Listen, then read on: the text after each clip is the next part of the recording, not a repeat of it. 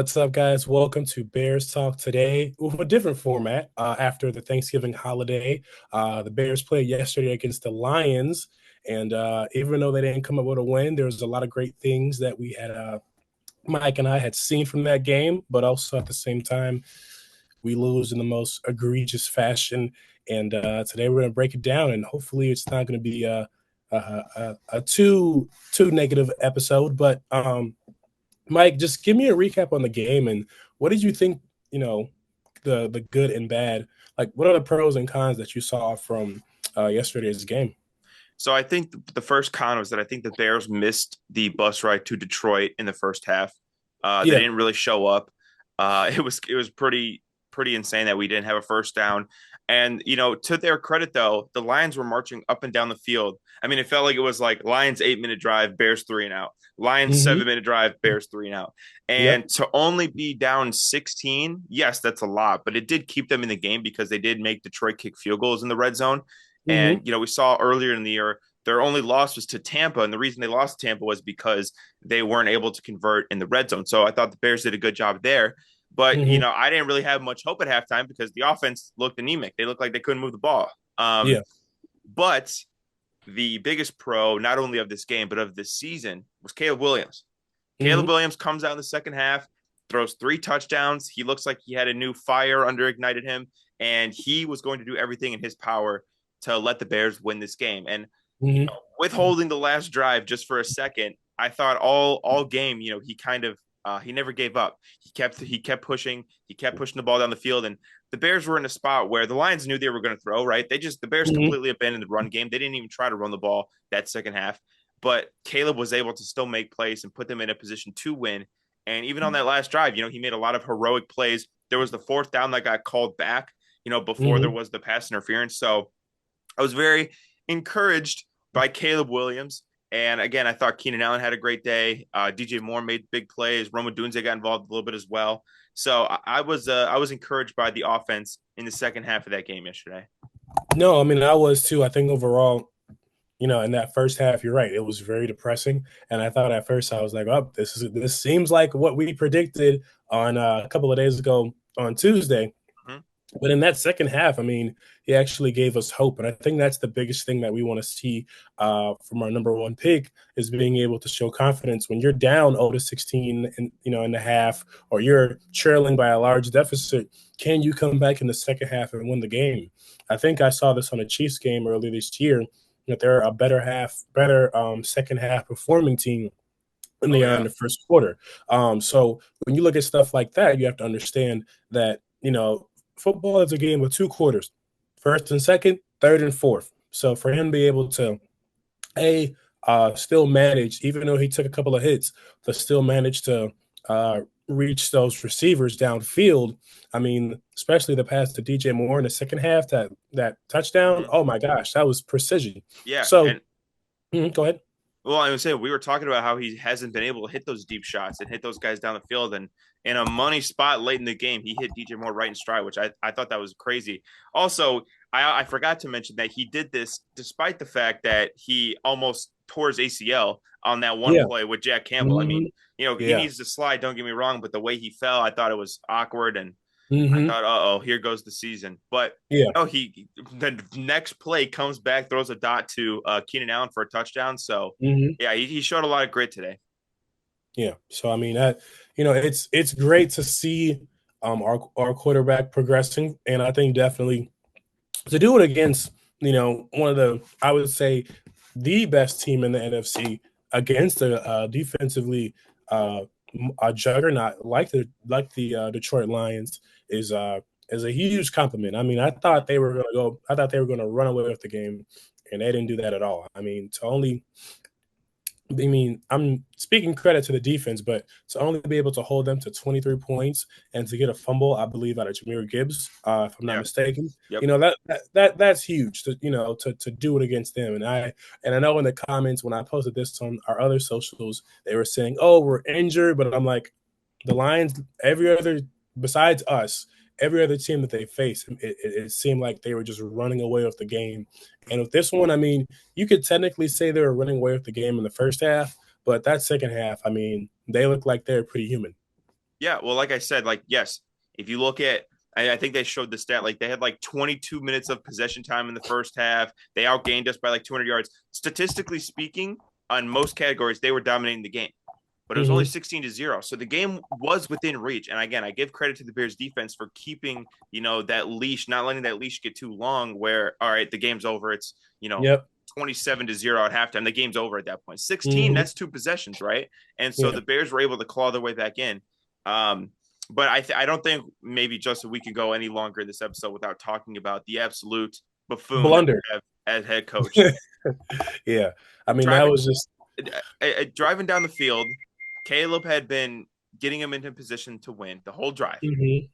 You march down the field. You have over 20 seconds left. I think you had 24 seconds left. You have a timeout. It's third down. Why do you not use a timeout in that spot? Why? I don't know. Why? Because you honestly, bless you, you Thank you. honestly just need to get into field goal range. Because if Yeah. Santos gets into field goal range and misses the kick, that's not on Matt Eburflus. Matt No. Eburflus could say, I put the guys in position to win. And I would agree. Mm-hmm. The fact that you completely blundered your timeout, you had a timeout, you just Mm-hmm. didn't use it in a game Mm-hmm. that you lost by a field goal where you were on the edge of field goal range. It's just Mm-hmm. completely unacceptable. And don't get me wrong, Caleb should have called the timeout. Like I think Caleb Mm-hmm. also should have called the timeout. However, when you have a rookie quarterback, you need to Mm-hmm. help him in any way possible. And as the head coach, clock management is your arena. That is what Yeah. you are supposed to be in charge of. And he Mm-hmm. completely failed. Um, I I say this every day, but I think he's a ticking time bomb right now of when he's going to get Mm-hmm. fired. I did see certain reporters tweeting out kind of like these uh, tweets like, "Oh, keep your notifications on, Bears fans." Blah blah blah. I saw Keenan Allen made a comment yesterday in his presser about, "Oh, I Oh, thought the team did what they could. the players Yeah. did enough to win this game and everything." And Mm-hmm. then I don't know if you saw this morning, Eberflus had his press conference, and Jaquan Brisker's tweeting out laughing emojis. Like it's just a Mm-hmm. mess right now at Halas Hall. It Yeah. is a complete mess. Matt Eberflus needs to be taken out like the trash on Wednesday morning, and I don't see a world where he should be the head coach for the rest of the season. I know they've never done it. I know they've never fired a head coach midseason.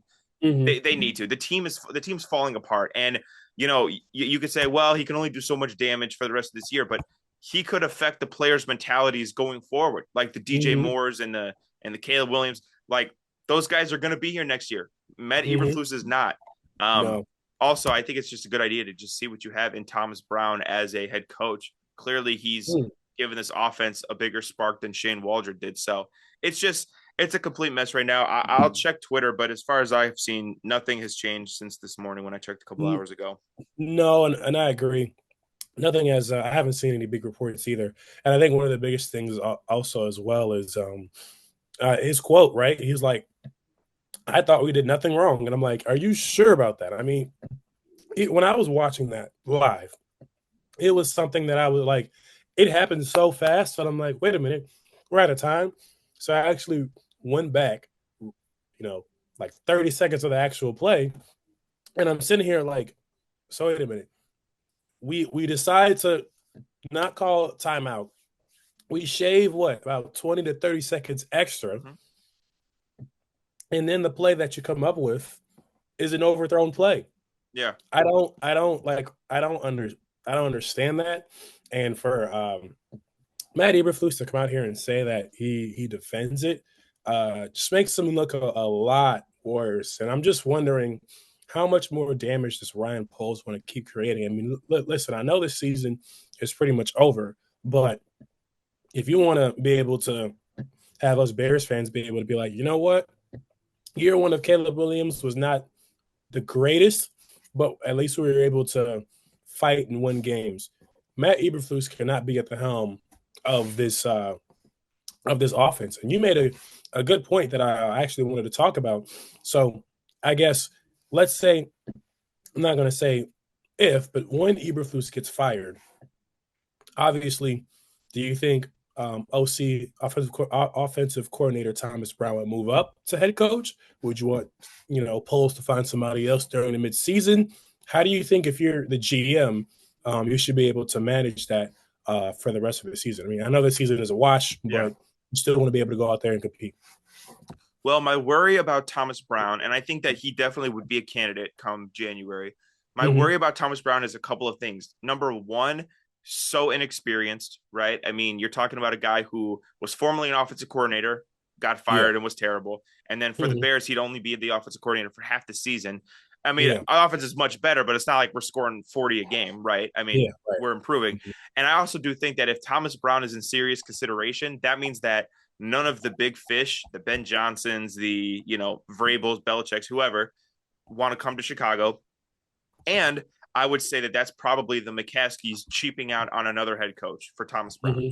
Yeah. So I would be very discouraged if Thomas Brown was our head coach come January. Not Hmm. necessarily because of Thomas Brown, just because of the process of I guess the complacency of the ownership to just hire Hmm. a guy like Thomas Brown. But like you said, I mean, Thomas Brown, he's going to be an option. This Hmm. is why another reason why I advocate to fire Fluss is because if you are going to consider Thomas Brown for your head coaching job, let Yeah. him audition for the rest of the year because these last Hmm. 5 games they don't mean anything, right? Yeah. You're not going to make the playoffs. You're not going anywhere. You're Right. not fighting for a wild card round. Mm-mm. I'd say the only positive you can get from this from a coaching perspective is just to see what you have in Thomas Brown. If Yeah. Thomas Brown over the next 5 games is your head coach and he blows people's socks off and he's just amazing and everybody loves him, well, then you could feel a lot better about interviewing him in January. Now, Hmm. I mean, you don't know how he is as a head coach. He's never been a head Right. coach. He's barely Hmm. been an offensive coordinator. So Yep. it's just to me, I think that you'd want to kind of get something solid on Thomas Brown as a head coach. Yeah. But I again, they're not going to do that. They're going to keep Eberflus until the end of the season, in my Yep. opinion. I mean, I heard a report that said if the Bears embarrassed themselves against Detroit, well, they played like shit the whole first half, and then they completely Yeah. blundered the last minute and a half of that game. So, I Hmm. mean, what else would you consider a blunder? I don't really know, Yeah. but I agree. Hmm. to me, Thomas Brown would be very disappointing. But again, if you're going to do it, at least let him get an audition. And now, I mean, Yeah. you wouldn't cast an actor in a big movie without having them audition for the role. Let's see him Hmm. audition. Let's see what he does and get some body of work. Yeah. I agree, and I think definitely there will be a lot of great options. I mean, I know we talk about Ben Johnson a lot from the Detroit Lions, but there's definitely a lot more. There's a, a nicer pool of coaches than Matt Eburflus. So hey, I mean, um, it'll be really interesting to see what they do in this next couple of weeks. Um, to see how they really, I'm hoping that he's not playing, that he's not coaching by next Sunday. But Yeah, I hope he doesn't go on the plane ride to San Francisco, but I think that's a long shot, unfortunately. yeah, right. Yeah. So I mean, and it's so crazy because every time I'm like, there's not like I'm like, oh, this loss was bad, but it couldn't get any worse, and then it just like keeps getting worse, and I'm just like, how Yeah. do we keep like I don't I guess that's like a question I want to ask you is like, I mean, we blame the coaching, which is 100% true, but like, how in the heck do we keep like losing games like this game is okay, a 7.5 out of 10. This game felt like a 9.5 because we came back, we were down 16, we came back or no, we almost came back and then we lose in the most egregious fashion possible. Do you think it's just a curse? Do you think it's just Matt Eberflus just in the fourth quarter's like, how can I mess this up? Like, what do you think it might be? Well, I think a lot of it has to do with coaching. And I'm going to take it a step further because I saw a stat Hmm. the other day talking about Kevin O'Connell of the Minnesota Vikings. And Hmm. in one score games, Kevin O'Connell wins 62% of the games. Over 50% of games the Vikings are in that is one score result in a Hmm. Vikings victory, which is tremendous. Matt Eberflus is like 205. He's got like a Hmm. 20% winning percentage in a one score game. Like Wow. if you're batting 205 in baseball, you're getting cut tomorrow. Yeah. Like Yeah. it's Hmm. just ridiculous. And Hmm. again, you have to talk about like correlation and causation. You have to talk about what is a recurring pattern and what is the root Hmm. of it. The Yeah. recurring pattern is the Bears lose in close games. They lost Hmm. by 1 point against Green Bay. They lost by Yep. 3 points against Minnesota, 3 points against Detroit. They lost 3 points against the Commanders. I mean, every single they lost by one score against Indianapolis. Like Hmm. every single one score game that the Bears have been in this year, it seems like they just find a way to lose it. And again, Yeah. I hate to just point everything against the coaching, but there's so Hmm. many there's so many little details that are just uh, performed so terribly that Mm-hmm. it is a direct reflection of this Bears team. It's not like we have not seen a game in which Caleb Williams threw a late game interception or DeAndre Swift fumbled the football and the Mm-hmm. offense scored or Jalen Johnson got burnt for a touchdown. That doesn't happen. It's not something that's been on the players necessarily. You could say Tyreek Stevenson on the Hail Mary was, goofing off and whatever, but they shouldn't have even been in Hail Mary situation if they had covered the play before and Matt Eburflus didn't give them all that space. So Mm-hmm. again, it does come down to when you win 20% of your close games, of your one score games, that's such an indictment. Also, Mm-hmm. Matt Eberflus, I think, has a very similar winning percentage on the road. They can't win on the road. That means that they're ill prepared to go on the road and face a quality team. They don't Mm-hmm. win. They don't win, Justin, on the road on Sundays. Okay, they have No, not won a road. What day of the week is football played? Majority. It's on Sunday. on Sunday, yeah. The Bears, the Bears are unable to win on Sundays when they are not in Chicago or in England, apparently, or London, Yeah. England. I don't remember Mm-hmm. where it was at. Maybe that's the Yeah. same. Yeah, it's the same thing. I know geography. Mm-hmm. Okay. Anyways, Bears got me so mad. I'm forgetting all of my education growing up. But my point is that it goes back to not being prepared, not knowing how to perform in big spots. Situationally, they're very poor. Penalties kill them. I mean, how many pass interferences yesterday did Cole Kmet have? And I don't even think that is necessarily on Cole Kmet. I think that's poor coaching because he Mm-hmm. was clearly taught to be too aggressive against the defensive back, which was able to throw the flag. So I think it all goes back to coaching. There's so many little breadcrumbs. But you watch this Bears team, Justin, and I really do think that in my head, and I think in your head too, you're like, we have good players. Like we Yeah. have a roster of players that could be a playoff team. I am very adamant that Caleb Williams is going to be a great quarterback. I think he shows Mm-hmm. you a lot every week. I mean, this week again, 3 touchdowns, no interceptions against one of the best defenses in the NFL. I mean, this guy, has been awesome for a Mm-hmm. few games now, and he was awesome earlier in the year as well. And I look and I'm like, why is this team with this defensive personnel, with Caleb Williams, with DJ Moore, with Keenan Allen, with Mm-hmm. Roma Dunze, Cole Kmet, why are we on a 6 game losing streak? Like I that don't doesn't know. add up. That doesn't add Yeah. up. So there's got to be a different issue here. Mm-hmm. Ryan Poles also does deserve some blame for his negligence at the offensive line. I mean, Mm-hmm. late in the game, like certain downs were just wasted because guys were just coming in free off the edge and sacking Caleb Yeah. Williams. So Mm-hmm. there's a lot that the Bears need to get right this offseason. But I think they Mm-hmm. have the fundamental pieces in place to springboard them to contention next year. I think so too. I think so too. I think definitely last year's our last offseason really helped us, be able to uh, come back and be able to have the names on the actual roster sheet to be able to have us compete and stay afloat with a lot of these great teams that we've battled in the past couple of weeks. But like we've said in previous episodes before, coaching is what wins championships, and that's what wins games before we even get to championships. So I feel like that is really our last missing piece Yeah. of the puzzle, Yeah. from being able to actually be competitive in our own division. And I mean, our division is not easy this year at all. I mean, Tigers looked great every last team night is as well. Yeah. yeah, every team is 9 wins or more. So it's just crazy, crazy, Yeah. insane, Yep. insane. Yep. I hope that Ben Johnson liked what he saw yesterday from Caleb Williams I as hope well. so too, man. I I hope hope that so he too. was sitting on that Detroit sideline like, man, this dude's pretty good. I wonder what I could do with him next year. And Hmm. I don't know. Like I think I mentioned as a joke last week. I was like, I wish Caleb played his best game against the Lions so that Ben Johnson would, want to come to Chicago. And Hmm. I think if I was Ben Johnson, I'd be sitting there, you're thinking about which team you're going to go coach next year. I'd be like, damn, dude, this Bears team coaching sucks ass. I could be, one of the best coaches that they've ever had. I could turn around this franchise because I already got good players in place. So, Hmm. um, yeah, I'm very, I'd be very interested to see what his thought was on Caleb Williams after Yeah. yesterday's game.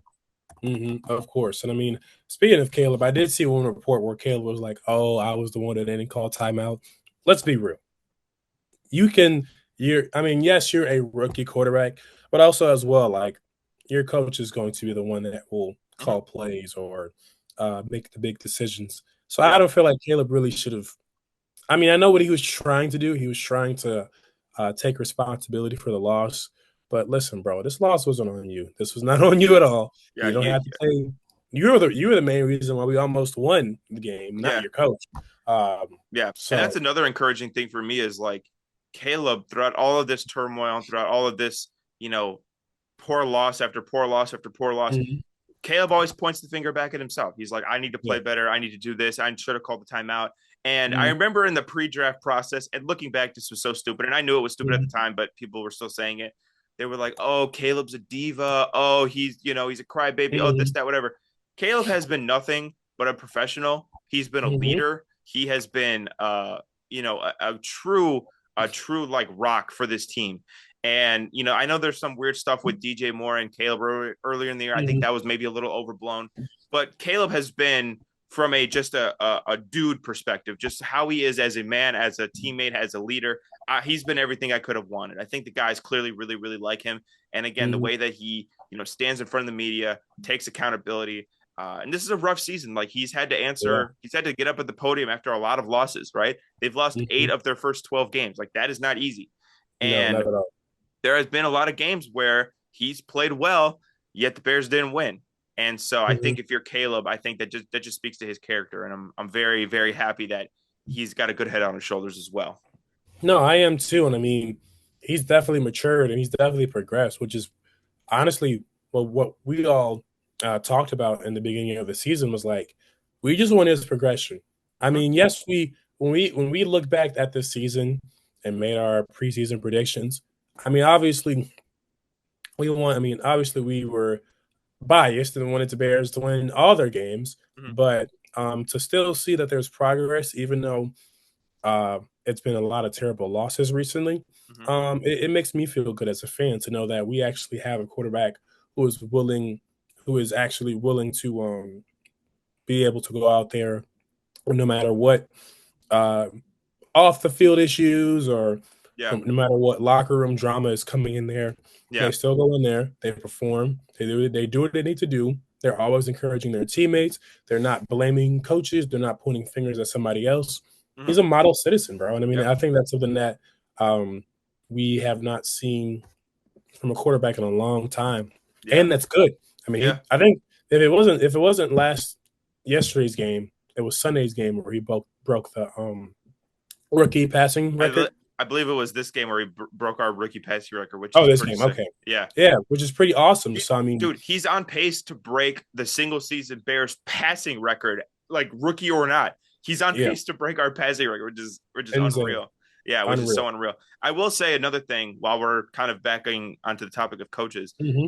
I think if you're a head coaching candidate this year and you're deciding on which teams, because we know that a lot of times coaches are interviewing teams as much as teams are interviewing coaches, right? Yep. I think if you're a coaching candidate and you're, thinking about Chicago, I mean, I Hmm. would be thinking to myself, I'm like, this Caleb kid is really like I could build around this kid. And Yeah. quarterback is one of the most it's the most important position in football. Like if you Yeah. don't have a quarterback, you're not going to have a playoff caliber team, or you're not going to be a Yeah. contending team. Mm-mm. If you're a potential coach, finding a quarterback is so hard. The Bears already Hmm. got that. And I think that that is such an encouraging sign if Very you much. are a Ben Johnson, if you are maybe a Joe Brady coming from the Buffalo Bills. Like you are not going to go to a team that has, I don't know, Gardner Minshew as your quarterback. If you're trying to go No. to Raiders, like I would never want to go to Raiders because they have Gardner Minshew and Aiden O'Connell versus, Hmm. oh, you got Caleb Williams, the number one overall pick, who's been really, really, really good. I think that helps a lot. And that's part of the reason that, Jim Harbaugh took over the Chargers last year. Why? They have Justin Herbert. Newsflash, Hmm. Justin Herbert is pretty good at football, and he's been awesome this year. So I do think that Caleb is going to be the main catalyst for why candidates will want to come to Chicago. Hmm. And I'm very excited to see how much some of these great candidates want to work with Caleb. I think that is again, if we're going to look for light at the end of the tunnel, this is the light where we're seeing I think a draw to the Bears. Yeah. Yeah. I agree. I agree. And I think definitely, and you spoke about that before too. Like we have I feel like, without being biased, like we have a very lucrative team um, that we can say, hey, we have this, we have that, we have all the pieces we need. All we need is a confident coach like you, and we'll be able to we'll be able to be like the other NFC North teams that are 9-3 and could all be Super Bowl contenders. Hmm. So, like I said, we're almost there when it comes to being contenders. The biggest thing will just be about, okay, what will Ryan Poles make the right decision when it comes to uh, the head coaching process and the selection process.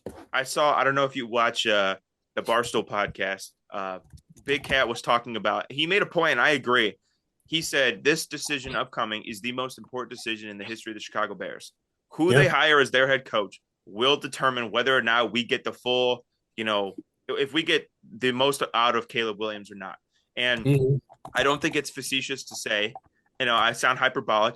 I don't think it's facetious to say Caleb Williams is the best quarterback we've ever had already. I could say that already.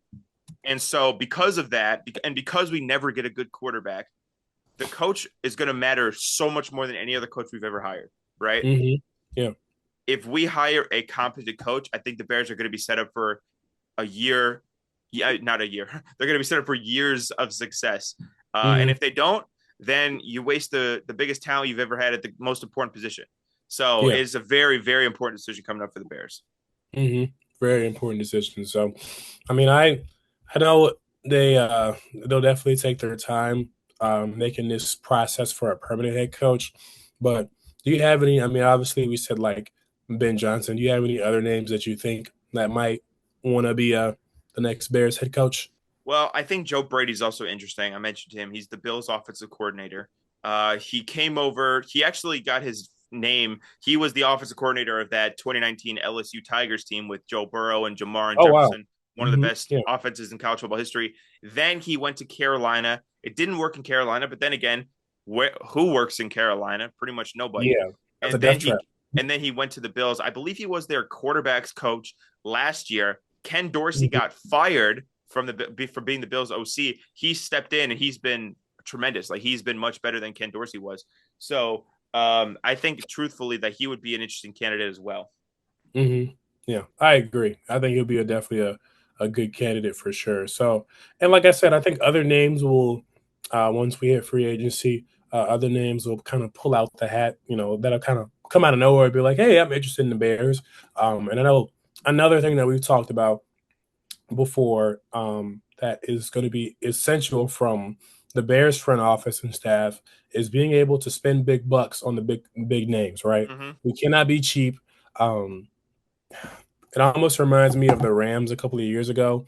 If you got to pay to win a Super Bowl, you got to pay to win a Super Bowl. You do what Yeah. you got to do, Yep. and be able to cement your name in history is more than, oh, I don't want to spend, I don't know, 30 million on a coach. Yeah. Well, I guess you don't want to win. You Yeah. have to do whatever it takes. If Ben Johnson comes to you this January and says, "All right, you got me. I want to be the Bears head coach," give him a blank check, tell him to write down the number and meet you at Halas Hall. Like the Yeah. money should be no objective. Bears fans fill the stadium every week. They buy so much merchandise. God knows parking costs about Mhm. $150 an hour as well. The Bears have plenty of money. The McCaskies are very well off. If they cheap out on a head coach, that means that they do not prioritize winning at all. They No, don't care about winning. And no. if again, I'm telling you, with Caleb Williams, you're gonna attract the big fish. You Hmm. are. If they want to, if they're interested in the position, you just give them whatever they want. I don't care. I don't Yeah. care if Ben Johnson wants unlimited deep dish pizza for the rest of his life. You make it Yeah. happen. Okay. You Mhm. do.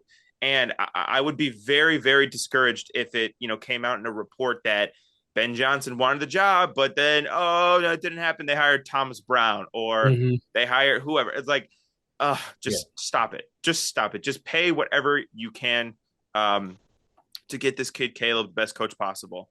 Yeah. Um, but yeah, all right. I say, Justin, for our last segment, we talk about Hmm. the 49ers coming Oh up yeah. next Hmm. game at San Francisco 49ers. We have kind of like a mini bye because, we played on Thursday morning. We don't Hmm. play until the following Sunday. Hmm. The 49ers, it's been rough in San Francisco this year for the 49ers. Yeah. They got Hmm. creamed pretty good by the Packers last week in Lambeau. Brock Hmm. Purdy, we're recording this on Friday, a couple Hmm. days before Sunday. I don't know if Brock Purdy is going to play against the Buffalo Bills. You know, his No. his injury has been kind of mysterious. So I'd Hmm. say there's a 50-50 chance of him playing, of him not playing against the Bears next week. Uh, Hmm. I don't know. Let's talk about this game because the Niners, they're ironically kind of in the same spot as the Bears record wise, but Hmm. their division is much closer, so they very much still have a chance to win their division, win the NFC West. They're only a game behind. Yeah. Um, talking about the Packers game, they look terrible with Kyle Allen. I'm sorry, with Brian Allen, Brad Allen, whatever, one Yeah. of the Allens. I don't know who it was. Hmm. Um, but no, like they have looked bad all year. Chris McCaffrey's been hurt. Brandon Ayuk's been out. Debo Hmm. Samuel has, not seemed like the same player he was. Fred Warner has, been a little inconsistent. Nick Yeah. Bosa's been hurt. This has been the season from hell for the 49ers. So, Hmm. do you think the Bears, with all the negativity going on in San Francisco, and I guess with the close games we've been playing, do you think the Bears have a Hmm. shot to win next week in San Francisco? Honestly, uh, I'm gonna say we do, Mhm. but it's all gonna depend how. I mean, listen. I'm a person who looks at historical games and kind of historical moments, and if history solves itself, each of the like, yeah, yesterday's game, 20 to 23, the game before that, close game against a good Niners team. I think that we can be able to keep up with them. It's all about can we close out the game will be the most important part because, you know, Yeah. who's the backup for 49ers again? Allen. Oh, Um, yeah. yeah. Yeah. So, I So, mean, you still yeah, got you still got Christian McCaffrey. You got to yeah. make sure he's contained. I don't know if Samuel is. Debo's been banged up, but he's probably, well, unless he gets hurt on Sunday, but he'll probably play next Sunday, I imagine. Yeah, no, Um, I imagine that too. yeah, So I mean, in my opinion, I feel like we can be able to keep up with them. You yeah, know, yeah, I feel like we can keep up with any team. It's just all about can we close the game. yeah, So to answer your question, I do think we have a chance to be able to win this game. It's just can Eburflus be like out the stadium in the fourth quarter? Just mm, let like one of the other coaches yeah, coach or something. But yeah. No, that's what I was going to say too. It's like I think the big advantage the 49ers still have over the Bears is Kyle Shanahan, who's an excellent Mhm. coach. And I agree with you. Like, I think my offense, our offense, not my offense, our offense has Yeah. done enough to where I'm like, all right, we can keep pace with this, depleted 49ers team. I trust Mhm. Caleb in a big spot. Like I said, Nick Bosa has been banged up, and this defense is much worse when he isn't playing. Yeah. And defensively, like again, McCaffrey's been hurt, Debo's been weird, and everything like that. So, on paper, I'm like, yeah, the Bears offense can keep pace with the 49ers, but Mhm. I just know, Justin, the game's gonna be close in the fourth quarter, and there's gonna be another blunder. I don't know what Yeah. it's gonna be. They're gonna create a new way to lose. They're probably Yeah. gonna try a reverse pass on a punt that gets pick six, in overtime or something. Like I don't know. Yeah. Like they're gonna just figure out a way to lose this game. So I Mhm. can't in confidence pick them to win. But as I've said, and this is loser mentality, I know. Mhm. Best case scenario is every game, Caleb Williams looks great and the Bears lose. Because Yeah. at this point, we can't make the playoffs. We're playing for a draft pick. And Yeah. We are. I am pro, I am pro. If you're not going to make the playoffs, lose the rest of your games. Like, just Yeah. there's no sense in going like 6-11, 7-10, whatever. Yeah. Go 4-13. Be one of the worst teams in the NFL. That'll get you a premium pick in the draft. That'll get you the top of every single round. Plus, we still have Carolina's second round pick. So Mhm. this draft is going to be very, very important for the Bears. I think my score prediction for this game, I'm going to go 28-27. Mm. The Bears miss an extra point after Caleb Williams led them down the field to tie the game. They miss an extra point, and that's how they lose the game. Yeah. I mean, I know I did not do my prediction, but I'm going to say the same thing. I'm going to say 26-24. I'm going to say we miss a field goal, we Yep. miss a 2-point conversion, we miss something that doesn't allow us to get our first win in over like 7 games. So, Yeah. uh, hey, we're just playing for draft picks Yep. and Caleb's Pretty much. development. That's the Pretty focus. So much. Pretty yeah. much. Well, thank you guys for watching this episode of Bears Talk today. I know we had a little bit of a different setup. We're not in the studio today, so no Alex sabotage could occur.